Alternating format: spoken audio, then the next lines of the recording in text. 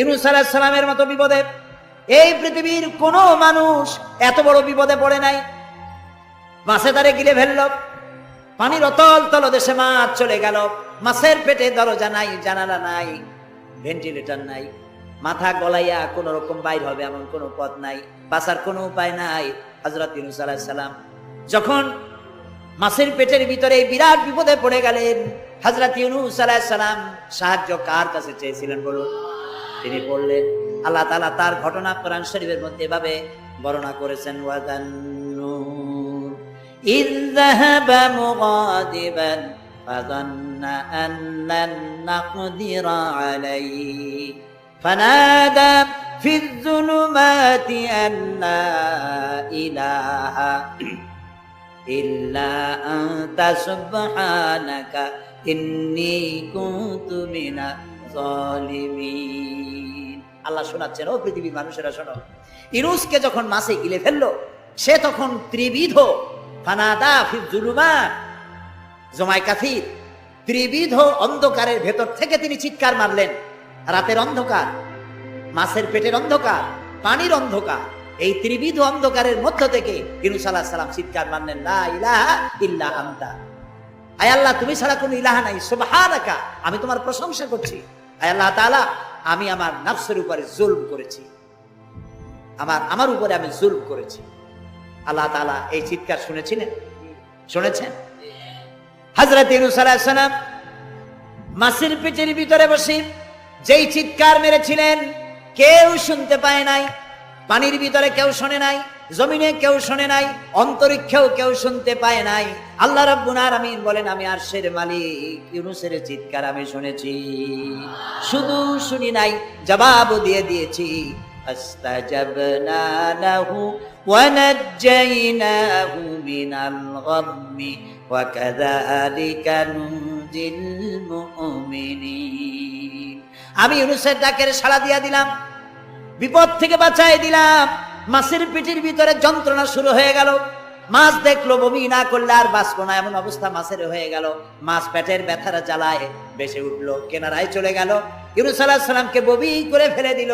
মাছও বাঁচলো, ইউনূস আলাইহিস সালামও বাঁচলেন। আল্লাহ তাআলা বলেন, শুধু ইউনূস রে নয়, ওয়া কাযালিকা নুনজিল মুমিনিন, আমার মুমিন বান্দারা যদি বিপদে পড়ে, এরকম বিপদে যদি পড়ে যায় আর আমারে যদি ডাকে, আমি আল্লাহ রাব্বুল আলামিন এই বিপদ থেকে, যত বড় বিপদ হোক, আমি আল্লাহ বাঁচায় দেব। তা আল্লাহ বিপদ থেকে বাঁচাবেন, আর আমি মুসলমান বিপদে পড়েছি, মাজারে গিয়া চাইলাম, নাউযুবিল্লাহ। বিশ্বাস করুন ভাই, বিশ্বাস করুন, কবরের ভিতরে যিনি শুয়ে আছেন, যত বড় পীর হোক, যত বড় খাজা বাবা হোক, আপনাকে সাহায্য তিনি করতে পারবেন না, পারবেন না, পারবেন না। একটু কমন সেন্সের কাছে অ্যাপিল করি, সাধারণ বিবেকের কাছে আপনাদের, যারা এই যে দেখুন হযরত শাহজালাল রাহমাতুল্লাহ আলাইহি সিলেটে শুয়ে আছেন, বলুন তো তার মাতৃভাষা কি? আরবি। তিনি ইয়েমেন থেকে এসেছেন। বাগেরহাটে শুয়ে আছেন হযরতে খান জাহান আলী রাহমাতুল্লাহ আলাইহি, তার মাতৃভাষা ছিল আরবি। হযরতে খাজা মঈনুদ্দিন চিশতি রাহমাতুল্লাহ আলাইহি শুয়ে আছেন আজমিরে, তার মাতৃভাষা আরবি। আমরা বাংলাদেশ থেকে, এই দেশ থেকে কোনো লোক গেল সিলেটে, গেল বাগেরহাটে অথবা বাগদাদে চলে গেল, এইসব বড় বড় আল্লাহর ওলিদের মাজারে গিয়ে বাংলা ভাষায় বলল, বাবা আমি তো বিপদে পড়ে আসছি, নির্বাচনে দাঁড়াইছি, আমি যেন জিততে পারি। অথবা দেখেন না, মাজার দিয়ে শুরু করে সবাই। অথবা যাই বললো যে আমার বিয়ে করেছি 15 বছর, বাচ্চা হয় না, আমার একটা বাচ্চা। অথবা মামলায় পড়েছি, আমার একটু জিতায় দাও, ব্যবসা করি, এত টাকা লস দিতে দিতে শেষ হয়ে গেছি বাবা। আপনি বললেন কোন ভাষায়? শাহজালাল খুব বুঝলেন, বড় পীর সাহেব খুব বুঝছেন। তাহলে আপনার 1 নম্বর ফায়ার মিস হয়ে গেল, মিস ফায়ার। আচ্ছা, 2 নম্বর কথা হলো, যার কাছে আপনি চাইলেন তিনি ওখানে ঘুমন্ত আছেন না চেতনা আছেন, এ ব্যাপারে আপনার কোনো গ্যারান্টি আছে, নিশ্চয়তা আছে? আপনি যখন দোয়া করতেছিলেন তখন উনি চেতনা না ঘুমে? যদি ঘুমায় থাকেন তাহলে 2 নম্বর মিস ফায়ার। আপনি যা চিল্লাইলেন উনি কিছুই শুনল না। 3 নম্বরে, কবরে যে শাহজালাল রাহমাতুল্লাহ আলাইহি অথবা মঈনুদ্দিন চিশতি রাহমাতুল্লাহ আলাইহি, আল্লাহর ওলিরা, যত বড় বড় ওলি আল্লাহ আছেন, যার কাছে আপনি বিশ্বাস করেন ওলি হিসেবে, উনি যে কবরে আছেন তার নিশ্চয়তা কোথায়? কবরে তো নাও থাকতে পারে, কারণ আল্লাহ তাআলার 2টা জায়গা আছে করা। বিদেহী আত্মা, এই দেহ থেকে আত্মা যখন সরে যায়, আল্লাহ যখন নিয়ে যান, দেহটার তো কোনো দাম নাই, এটা হচ্ছে নশ্বর, আত্মা হচ্ছে অবিনশ্বর। এই দেহটা মাটির সাথে পচে যাবে, গলে যাবে, কোরআন শরীফে বহুবার বলা হয়েছে। তো আল্লাহ তাআলার দুইটা মেহমানখানা আছে, একটা হলো সিজ্জিন আর একটা নাম বলেন ইল্লিন। দুইটা মেহমানখানা। যেমন এই পৃথিবীতেও মেহমানখানা দুই রকম হয়। সরকারের দুই রকম মেহমানখানা। চোর, ডাকাত, খুনি, বদমাস এগুলি যদি গ্রেফতার হয় তাহলে ওরা খাবে কি? ওদের তো শ্বশুর বাড়ি দিয়ে অথবা বাপের বাড়ি দিয়ে ভাত খাবার দেওয়া হবে না, গভর্নমেন্টের মেহমান হয়ে গেছে। কাজী এদের জন্য মেহমানখানা গভর্নমেন্টের একটা আছে, সরকারি মেহমানখানা। ওইটা কোনটা কোন তো? ও, তাও আপনারা চেনেন। আরেকটা মেহমানখানা হচ্ছে ভিআইপিদের জন্য, যারা ভেরি ইম্পর্টেন্ট পার্সন অথবা ভেরি ভেরি ইম্পর্টেন্ট পার্সন, তাদের জন্য, অর্থাৎ প্রেসিডেন্ট, প্রধানমন্ত্রী, মন্ত্রী, এমপি, সচিব, ওনারা যখন বাংলাদেশের কোনো জায়গায় বেড়াতে যান তখন সরকারি মেহমানখানা ওনাদের জন্য থাকে। ওইটার নাম কি? সার্কিট হাউস, ডাক বাংলা ইত্যাদি, রেস্ট হাউস, এগুলি তার জন্য থাকে। তো পৃথিবীর মানুষের জন্য শ্রেণীভেদে যদি এ ধরনের মেহমানখানা থাকে, তো যারা নাকি দুনিয়া থেকে মারা যাবে ওদের জন্য আল্লাহর মেহমানখানা থাকতে নাই আছে। এবং সেটা আগেই বলেছি, যারা জাহান্নামে যাবে ওদেরকে রাখা হবে সিজ্জিন নামক একটা মেহমানখানা আছে, ওখানে তারা থাকবে। আর যাদেরকে আল্লাহ জান্নাতে নিবেন, তো বিচারের আগে তো জান্নাতে নিবেন না, তাদেরকে ইল্লিন নামক সার্কিট হাউস জাতীয়, এই জাতীয় একটা ভালো জায়গায় আল্লাহ তাআলা তাদের রাখবেন। তাহলে আপনি যে কবরের কাছে যায় চাইলেন, হয় ঘুমায় আছে, আপনার ভাষা বুঝলো না, আর কবরে থাকলেও ঘুমে আছে নাকি তাও আপনি জানেন না, আর কবরে নাই এটাও হতে পারে যে আল্লাহ তাআলা অন্য কোথাও তাকে নিয়ে রেখেছেন। কাজেই তিনটা জিনিসই, আপনার পথের ভাড়া নষ্ট, পরিশ্রম নষ্ট, আর তিনটা ফায়ার করছিলেন, তিনটা ফায়ার মিস হয়ে গেল। তাহলে হবে এমন সত্তার কাছে, কোন পীর নয়, বুজুর্গ নয়, খাজা বাবা নয়, চাইতে হবে এমন সত্তার কাছে যিনি কখনো ঘুমান না, যিনি বাংলাও বোঝেন, ইংরেজিও বোঝেন, আরবিও বোঝে, উর্দুও বোঝে, সকল ভাষা যিনি সৃষ্টি করেছেন। সেরকম কেউ কি আছেন? আছেন? কি নাম তা? এক আঙ্গুল আকাশের দিকে উঁচু করে বলেন, নাম কি? আরো জোরে বলেন, আবারও বলেন, সুবহানাল্লাহ, আলহামদুলিল্লাহ। এই জন্য নবী করিম সাল্লাল্লাহু আলাইহি ওয়াসাল্লাম বলছেন, ওয়াইজা সাআলতা ফাসআলিল্লাহ, কিছু বলতে হলে আল্লাহরে বলো, ওয়াইজা ইসতাআনতা, সুয়াল করলে আল্লাহরে বলো, ওয়াইজা ইসতাআনতা ফাসতাইন বিল্লাহ। আর যদি সাহায্যের প্রয়োজন হয় কোনো ব্যাপারে, যে কোনো ব্যাপারে সাহায্যের প্রয়োজন, আল্লাহর কাছে চাও। আমাদের অবস্থা হলো এই যে ইমাম তো দুর্বল, বিপদে পড়লেই দৌড় দেয় মাজারের দিকে। মুসলমানের সম্পর্ক মাজারের সাথে হবে না, সম্পর্ক হবে মসজিদের সাথে। আল্লাহর নবী যখনই বিপদে পড়তেন, মুসিবতে পড়ে যেতেন, সঙ্গে সঙ্গে উযু করে মসজিদে নববীর ভিতরে প্রবেশ করতেন, 2 রাকাত কাজায়ে হাজাতের নামাজ পড়তেন, আল্লাহর দরবারে হাত তুলতেন, চোখের পানি ছেড়ে দিতেন, আল্লাহ রাব্বুল আলামিনের দরবারে মোনাজাত কবুল হয়ে যেত। নবীজি আমাদেরকে উপদেশ দিয়েছেন, বিপদে যদি বড় মুসিবতে যদি পড়ে যাও, ওযু করো, মসজিদের ভিতরে ঢুকে যাও, কাজায়ে হাজাতের নামাজ পড়ো, আর সেজদায় পড়ে চোখের পানি দিয়া, গাল ভিজানো নয়, চোখের পানি দিয়া যায় নামাজ ভিজিয়ে দাও, আর আল্লাহর কাছে প্রার্থনা করো, কাঁদতে থাকো রব্বুল আলামিন। আল্লাহর নবী বলেছেন, বান্দা যদি গুনাহ মাফির জন্য গুনাহ করেছে, লজ্জায় অনুতপ্ত হয়ে অনুশোচনা করে বান্দা যখন কাঁদতে থাকে, চোখের পানি নাকের অর্ধেক আসতে না আসতে আল্লাহ রব্বুল আলামিন বান্দারে মাফ করে দেন। বিশেষ করে বুড়া মানুষ, আমাদের মধ্যে 2 শ্রেণীর লোক আছে, যুবক আর বৃদ্ধ। মাহফিলগুলিতে আল্লাহর মেহেরবানি যুবকেরা অনেক বেশি আসে, আলহামদুলিল্লাহ বলে। এরকম আসতে করলেন কেন? আপনি তাকায় দেখেন, ডানে বায় তাকান, ডানে বায় তাকান, দাড়ি পাকা কয়জন আছে দেখেন। 2%, 3% or 5% দাড়ি পাকা হতে পারে, 95% যুবক আর যুবক। সুবহানাল্লাহ, আলহামদুলিল্লাহ। বামপন্থীদের এখানেই কষ্ট, এখানেই কষ্ট। তারা চিন্তা করে, এত কষ্ট করিয়া পয়সা করে দিয়া তারপরে কর্মী বানাইলাম, একটা মাহফিলে গিয়া কি এর একটা সমাবেশ দেখলো, মাহফিলে গেল, আমাদের পুকুরের জিয়ানো মাছগুলি সব ইসলামের পুকুরে চলে গেল। এটা তাদের জন্য হেভি লস। আসলে ওরা ধরে রাখতে পারবে না, ঠেকাইতে পারবে না, গায়ে তো মুসলমানের রক্ত, রক্ত কার? এসব যুবকেরা একটা মুসলিম মায়ের পেটে জন্মগ্রহণ করেছে, একটা মুসলিম পিতার জন্মে আসছে। আর রাসূলুল্লাহ যুবকদের ব্যাপারে যে কত কথা বলেছেন, সুবহানাল্লাহ বলো। আগে রাসূলুল্লাহ বলেছেন, কিয়ামতের দিন আল্লাহর আরশের ছায়া ছাড়া কোনো ছায়া থাকবে না, প্রচন্ড রৌদ্র হবে, জমিনটা তামার মতো হয়ে যাবে। ইন্না লিল্লাহি ওয়া ইন্না ইলাইহি রাজিউন। সেই জায়গায় আরশের নিচে 7 শ্রেণীর লোকদেরকে আল্লাহ তাআলা জায়গা দেবেন। কয় শ্রেণী? ওর মধ্যে এক শ্রেণী হচ্ছে অসাবুন নাশা ফি ইবাদাতিল্লাহ, ওই সব যুবক যারা রাত কাটিয়েছে আল্লাহর ইবাদতের মধ্য দিয়ে। সুবহানাল্লাহ। যুবকদের ইবাদতে আল্লাহ তাআলা বেশি খুশি হন, বেশি খুশি হন। কারণ হলো এই যে মসজিদের ইমাম সাহেব অথবা প্রাইমারি স্কুলের মাস্টার যদি বলে যে আমি ঘুষ খাই না, এই কথার কোনো দাম আছে? আপনি প্রাইমারি স্কুলের মাস্টার, আপনি মসজিদের ইমাম, আপনার ঘুষ দেবে কেনা? ঘুষ খাই না বললে তো হবে না। কোন মন্ত্রী যদি বলে, এসপি যদি বলে, তারকা যদি বলে ঘুষ খাই না, 1000 বার দাম আছে, ঠিক না ভাই?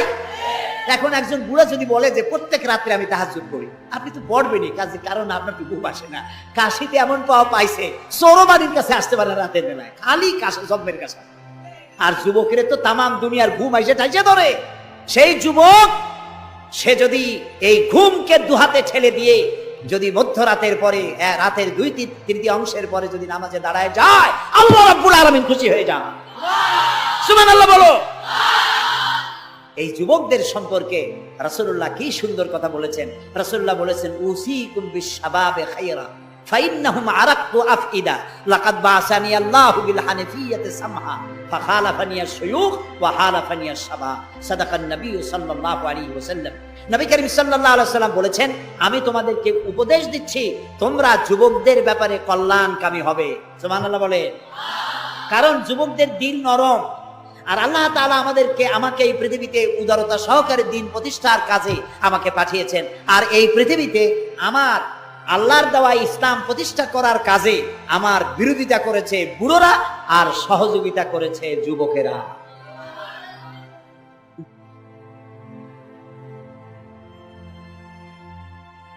সাইবা, মুগিরা, অলিদ, আবু সুফিয়ান, কুষ্টিসুদ্ধা সকলের বয়স ছিল 40-এর ওপরে।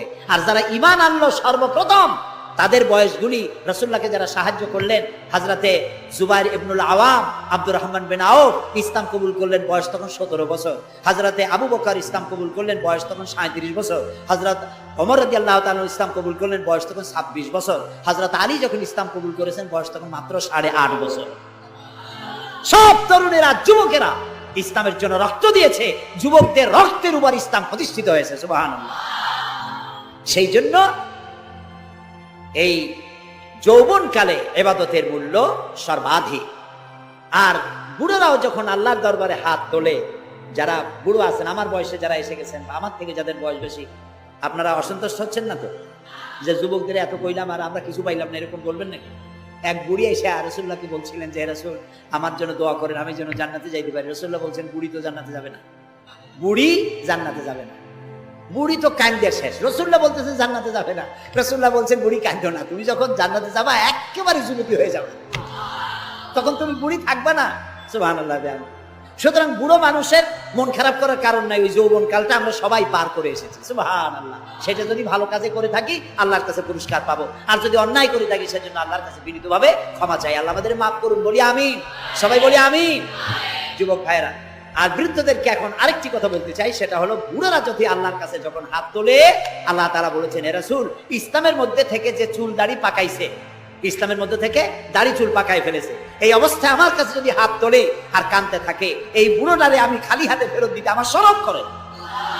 আমি কেমনে বুড়োটারে খালি হাতে ফিরাই? একবার হযরত ওমর রাদিয়াল্লাহু তাআলা নবী করিম সাল্লাল্লাহু আলাইহি ওয়াসাল্লামের ঘরে প্রবেশ করে দেখছেন তিনি কাঁদছেন। হযরত ওমর জিজ্ঞেস করলেন, ইয়া রাসূলুল্লাহ, আপনি কাঁদছেন কেন? তিনি বললেন, এইমাত্র জিবরিল এসেছিল, জিবরিল এসে আমারে বলে গেল যে আপনার উম্মতের মধ্যে যেই সব লোক ইসলামের মধ্যে থেকে দাড়ি চুল পাকিয়েছে, কিয়ামতের দিন আল্লাহ তাআলা ওই সব বুড়া বুড়িদেরকে শাস্তি দিতে লজ্জাবোধ করবেন। হযরত ওমর বলেন, ইয়া রাসূলুল্লাহ, এ তো আপনার উম্মতের জন্য শুভ সংবাদ, আপনি কাঁদেন কেন? আল্লাহর নবী বলেন, হে ওমর, আমার কান্নার কারণ ভিন্ন। আমার কান্নার কারণ হচ্ছে আমার লজ্জা করে, আমার লজ্জার অনুভূতিতে আঘাত লাগে এই ব্যাপারে যখন আমি চিন্তা করি যে আল্লাহ রাব্বুল আলামিন যেই বুড়াদেরকে কিয়ামতের দিন শাস্তি দিতে লজ্জা বোধ করবেন, সেই বৃদ্ধ মানুষগুলো আল্লাহর সাথে নাফরমানি করতে লজ্জা বোধ করে না। এই জন্য এই দুঃখে, এই লজ্জায় আমি কাঁদি। বয়সের একটা সীমা থাকা উচিত যে আপনি কোন পর্যন্ত পাপ করবেন। বুড়া হয়ে গেছে, তারপরে মদ খায়, তারপরে জেনা, ব্যভিচার, শয়তানি, বদমাশি, এগুলি কি? দাড়ি চুল পাকা এগুলি কি? এগুলি আগে পাকতো না কারো। পৃথিবীতে সর্বপ্রথম দাড়ি আর চুল পেকেছে হযরত ইব্রাহিম আলাইহিস সালামের, এর আগে কারো দাড়ি চুল পাকে নাই। ইব্রাহিম আলাইহিস সালাম প্রশ্ন করলেন আল্লাহর কাছে যে আল্লাহ তাআলা এটা কি হলো আমার? আল্লাহ তাআলা বললেন এটা হচ্ছে ওয়াকার, এটা মর্যাদা, তোমার সম্মানকে বাড়িয়ে দেওয়া হলো। তো দাড়ি চুল পাকলে সম্মান বাড়ে। এই দাড়ি চুল পাকলো, এগুলি সিগন্যাল, সংকেত। দাড়ি পাকছে, সংকেত দেওয়া হলো তুমি কিন্তু বয়সের প্রান্তে এসেছো। চোখে কম দেখো, আর একটা সিগন্যাল মৌতের, আর একটা সিগন্যাল খাইয়া হজম করতে পারো না, আর একটা সিগন্যাল তুমি ঘুমাইতে পারো না, রাতের বেলা ঘুম আসে না, আর একটা সিগন্যাল দাঁড়াতে পারো না, কোমর ব্যথা করে, আর একটা সিগন্যাল। একটার পর একটা সিগন্যাল আসতেছে, 1 নম্বর 2 নম্বর, ডেঞ্জার সিগন্যাল নাম্বার 10। তারপরে হুশ হয় না মানুষের। নাউযুবিল্লাহি মিন যালিক। আল্লাহ তাআলা আমাদের হুশে আসার তৌফিক দান করুন, আমরা বলি আমিন। প্রিয় ভাই সব, খুব লম্বা করা যাবে না। 2 নম্বরে বলছিলাম আল্লাহর গুণাবলীর উপরে বিশ্বাস। 3 নম্বরে আল্লাহর কুদরত, আল্লাহর ক্ষমতায় বিশ্বাস। আল্লাহরে বিশ্বাস করি, এই কথার দাম নাই। দাম হবে 4টা শর্ত পূরণ করলে। কয়টা শর্ত? 3 নম্বরে আল্লাহর ক্ষমতা। 3 নম্বরে কি? আল্লাহর ক্ষমতা কি? আল্লাহর ক্ষমতা হচ্ছে রাতকে দিন বানান, দিনকে রাত বানান, জীবিতকে মৃত্যু করেন, মৃত্যুর ভিতর থেকে জীবন দান করেন, সাগরকে নগর বানান, নগরকে সাগর বানান। তিনি মরুভূমিতে ঝর্ণা, মরুভূমির ভিতরে পানির প্রস্রবণ চালু করে দিতে পারেন, মরা গাছে ফুল ফুটাই দিতে পারেন। শুধু 2টা অক্ষর কুন বলেন হও, আর সঙ্গে সঙ্গে হয়ে যায়। আল্লাহ তাআলা বলেছেন ফাআলুন লিমা ইউরিদ, যা খুশি তিনি তাই করতে পারেন। সুবহানাল্লাহ বলেন। এই মাত্র কয়েক মাস আগে সুনামি কি হয়েছিল? এইটা যদি হয় সুনামি, তাহলে কুনামি কি আল্লাহ জানে। সুনামি হইল মালয়েশিয়া, ইন্দোনেশিয়া, মালদ্বীপ, শ্রীলঙ্কা, ইন্ডিয়া, থাইল্যান্ড, এই উপকূলীয় এলাকায় সুনামি। মাত্র 1.5 মিনিটের সুনামিতে জলকম্পন আর পানি কম্পনে 2.5 লক্ষ মানুষ শেষ, আর 1 লক্ষ মানুষের কোনো খোঁজ নাই। প্রায় 3.5 থেকে 4 লক্ষ মানুষ দুনিয়া থেকে বিদায় হয়ে গেল 1.5 মিনিটের মধ্যে। আর সমুদ্রের পানি 33 থেকে 35 ফিট উঁচু হয়ে পানি এসে নগর, গাড়ি বাড়ি ভেঙে চুরে পাতার মতো, শুষ্ক পাতার মতো সব পুড়িয়ে ফাঁসিয়ে শেষ করে দিল। সুবহানাল্লাহ। আবহাওয়াবিদরা বলেছেন, বিজ্ঞানীরা বলেছেন, এটা নাকি কি বলে ভারত মহাসাগরের অতল তলদেশে যেখানে মাটি, ওই মাটিরও কয়েক কিলোমিটার নিচে ফাটল ধরেছে। সেই ফাটল ধরে কি দিকে করিয়া জমিনের কম্পন লাগলো, পানিতেও কম্পন লাগলো। আমাদের এই যে ঢাকায় সকালবেলায় যারা মর্নিং ওয়াক যারা করেন, রমনা লেকের পাশ দিয়ে হাঁটতেছে, হঠাৎ পিছনে পানি মারছে, দেখে যে সকলের পিছনে পানি মারে কি, তাকায় দেখে রমনা লেকের পানি উথাল পাথাল হয়ে গেছে। ভূত না জেন জুতা মুতা পালাই ধুয়ে দিছে। তো পানির মধ্যে যে কম্পনটা বাংলাদেশে হলো, এই কম্পনটা যদি মাটিতে হতো, তাহলে এই অপরিকল্পিত বানানো শহর ভেঙ্গে চুরে ভর্তা হয়ে যেত। আল্লাহ শুকরিয়া আদায় করি যে আল্লাহ তাআলা দয়া করে আমাদের গরিব দেশটাকে হেফাজত করেছেন। বলেন আমিন। আল্লাহ তাআলা, আমরা পাপী, আমরা 1000বার স্বীকার করি আমরা পাপী, আমরা গুনাহগার, আমরা অপদার্থ, আমরা অযোগ্য তোমার বান্দা হওয়ার। তুমি এই গরিব মুসলমানদের এই দেশটাকে দয়া করে আসমান এবং জমিনি সব বালা মুসিবত থেকে হেফাজত করো আল্লাহ তাআলা। প্রিয় ভাই সব, আল্লাহ তাআলার ক্ষমতাকে বিশ্বাস করতে হবে। আর 4 নম্বরে আল্লাহর হুকুম এবং আহকামকে মানতে হবে, আল্লাহর আদেশ আর নিষেধ মানতে হবে, তা না হলে মুসলমান হওয়া যাবে না। যা যা আদেশ করেছে যদি প্রশ্ন করা হয় মুসলমান কারে বলে, তাহলে আমি 1 লাইনে বুঝাই দিই মুসলমান কারে বলে। ব্যাখ্যা দেওয়া যাবে সারা রাত, কিন্তু ব্যাখ্যা দেওয়ার জরুরত নাই।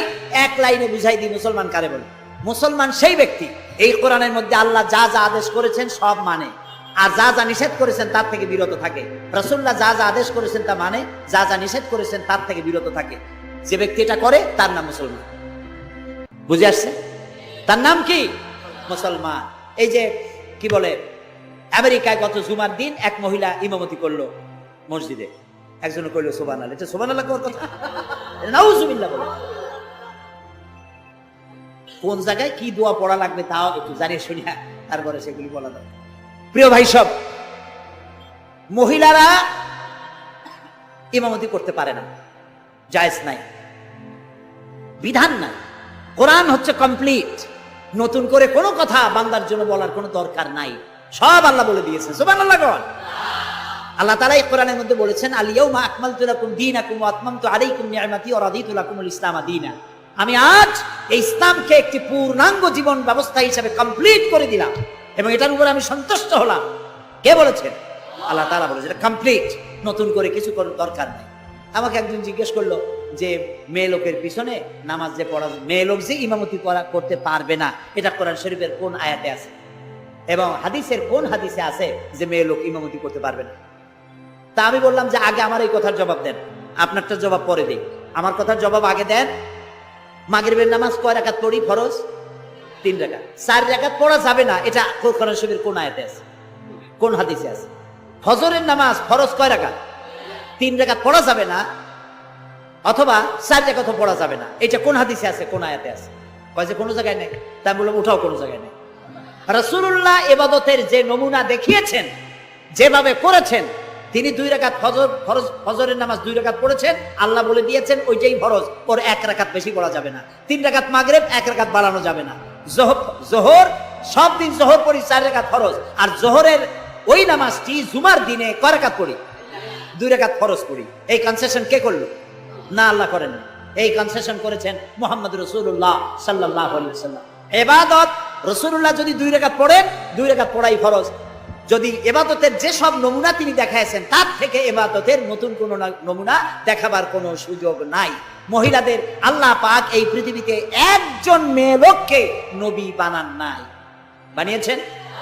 যদি মহিলাদের ইমামতি জায়েজ থাকবে, তাহলে নবী করিম সাল্লাল্লাহু আলাইহি সাল্লামের জামানায় না হোক, অন্তত তার ইন্তেকালের পরে তার স্ত্রী আমাদের মা হযরত আয়েশা সিদ্দিকা রাদিয়াল্লাহু তাআলা আনহা এবং খাতুনে জান্নাত হযরত ফাতেমা রাদিয়াল্লাহু তাআলা আনহা মসজিদে নববীতে অন্তত একদিনের জন্য হলেও জুমার নামাজের ইমামতি করার চান্স পেতেন।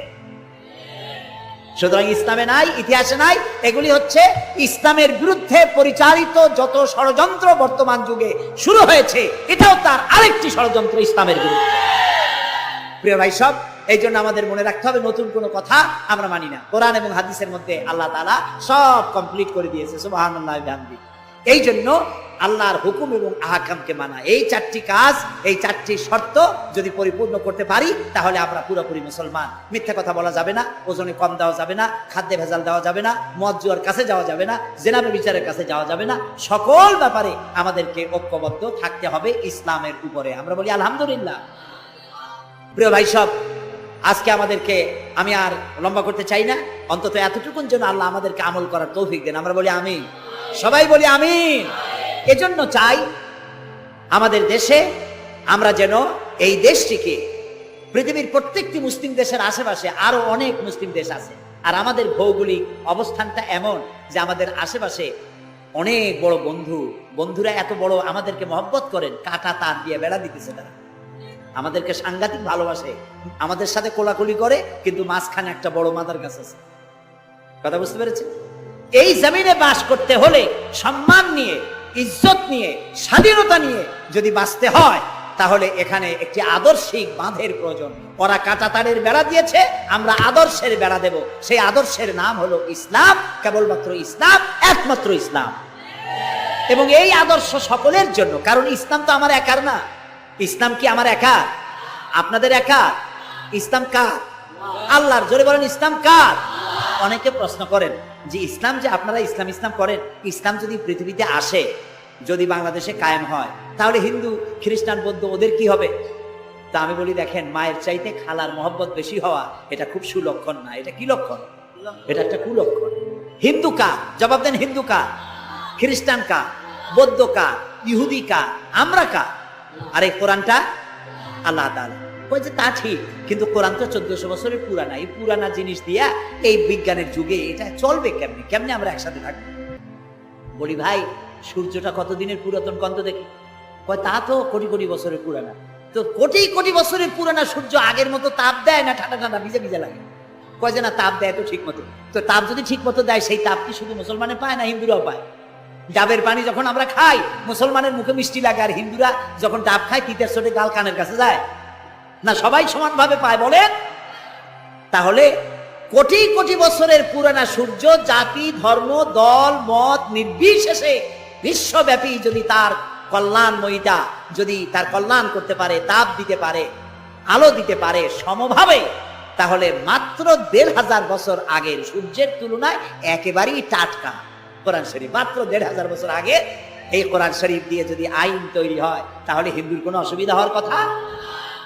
খ্রিস্টানের, মেয়ে লোকের, পুরুষের কারো কোনো অসুবিধা হবে? হতে পারি না, যেহেতু এই কথাগুলি কার? আল্লাহ তাআলার কথা। দেখুন, কোরআন যদি মানা হয়, যেখানে মানবেন সেখানে শান্তি, যেখানে মানবেন না সেখানে অশান্তি। আল্লাহ তাআলা এই কোরআন বোঝার তৌফিক আমাদেরকে দান করুন। আমরা বলি আমিন। কোরআন এইভাবে এই সামান্য সময় বোঝানো সম্ভব না, সেই জন্য আমি আপনাদেরকে উপদেশ দেওয়ার মতো আমি এরকম ধৃষ্টতা দেখাবো না। আমি পরামর্শ দিতে চাই আপনাদেরকে, যে সেটা হচ্ছে কোরআন বোঝার জন্য তাফসীর পড়বেন। কি পড়বেন কন্ত? যেই তাফসীরটা পড়লে পরে ইসলাম বুঝবেন, নিজেকে বুঝবেন, নিজের দায়িত্বের অনুভূতি বুঝবেন, সেই তাফসীরটার নাম তাফহিমুল কোরআন। বলেন তো নামটা কি? আর একবার বলেন। 19 খণ্ডে সমাপ্ত। এটি নামটা যদিও আরবি, এটি বাংলায় অনুবাদ করা হয়েছে। বাংলা আমার মায়ের ভাষা, আলহামদুলিল্লাহ কন। বাংলা ভাষার জন্য আমরা গর্বিত, আলহামদুলিল্লাহ কন। আর ভাষার স্রষ্টা পৃথিবীর কোনো মানুষ নয়, ভাষার স্রষ্টা কে? আল্লাহ চুজ করেছেন আমাদেরকে বাংলা ভাষার জন্য, তাই আমরা বাংলা ভাষী। আর বাংলা আমার প্রিয় ভাষা, আমার মায়ের ভাষায়, আমার বাপের ভাষায়, এই বাংলা ভাষায় কোরআন শরীফে অনেক তাফসিরের বাংলা হয়ে গেছে, আলহামদুলিল্লাহ। এবং হাদিস, এমন কোন হাদিস নাই যার বাংলা হয় নাই। এমন কোন ইসলামী সাহিত্য যা মুসলমানদের জন্য প্রয়োজন, তার সবগুলি বাংলা ভাষায় ছাপা হয়ে গেছে, আলহামদুলিল্লাহ। কিন্তু আমাদের একটু কপাল খারাপ, এখানে বিমল মিত্রের কড়ি দিয়ে কিনলাম এত বড় বই, এগুলো পড়তে মাথায় যন্ত্রণা হয় না। শরতের রচনা বলি, রবীন্দ্রের রচনা বলি, বঙ্কিমের রচনা বলি, পড়তে মাথায় যন্ত্রণা হয় না। বড় বড় নাম করা নাট্যকারদের লেখা এই সেই হাবিজাবি কত বইপত্র সব পড়তে পারে, কিন্তু কোরআন শরীফের একটা তর্জমা, একটা আয়াত, 2টা আয়াত পড়ার মতো ধৈর্য আমাদের নাই। প্রিয় ভাই সব, যারা পড়ে না তারা পৃথিবী গড়তে পারে না, যারা পড়ে তারাই গড়ে। আমাদের আবিষ্কার করে না, কিন্তু যখন আমরা পড়তাম তখন আমরা আবিষ্কারও করতাম। এক সময় ঘড়িটা আমরা আবিষ্কার করেছি। আপনার আমার হাতে যে ঘড়ি, এই ঘড়ি আবিষ্কার করেছে মুসলমানেরা। কম্পাস আবিষ্কার করেছে মুসলমান। অ্যালজাবরা, ম্যাথামেটিক্স, জিওমেট্রি আবিষ্কার করেছে মুসলমানরা। এই সার্জারি, শল্য চিকিৎসা আবিষ্কার করেছে মুসলমানেরা। অনেক বন্দুক, কামান আবিষ্কার করেছে মুসলমানেরা। যারা যখন তারা পড়তো তখন তারা দেশ করতো, পৃথিবী তাদের পায়ের উপরে চুমা খাইতো। এখন লেখাপড়া নাই, অন্যের বানানোটা সেইটা গ্রহণ করি। যদি পড়তাম তাহলে নিজেকেও করতে পারতাম, পৃথিবীকেও কিছু দিতে পারতাম। এই জন্য কোরআন শরীফের মধ্যে আল্লাহ তাআলা প্রথম রাসূলের কাছে যে আয়াত নাজিল করেছেন, সেটা নামাজ না, রোজা না, হজ না, যাকাত না। প্রথম যে কথা বলেছেন সেটা ছিল ইকরা বিসমি রাব্বিকাল্লাযী খালাক। পড়ো পড়ো, রিড এন্ড রিড। তুমি তোমার প্রভুর নামে, তোমার আল্লাহর নামে পড়ো। আল্লাহ প্রথম কি বলেছেন? পড়ো। সেই পড়ার কাছে আমরা নাই। আমরা কি ওয়াদা করতে পারবো যে এখন থেকে আমরা পড়বো? পারবো ওয়াদা করতে? এই পৃথিবীকে যদি কিছু দিতে চাই, আমার নিজের পরিবার যদি গড়তে চাই, সমাজ এবং রাষ্ট্র বিনির্মাণে যদি কোনো অবদান রাখতে চাই, পড়ার কোনো বিকল্প নাই।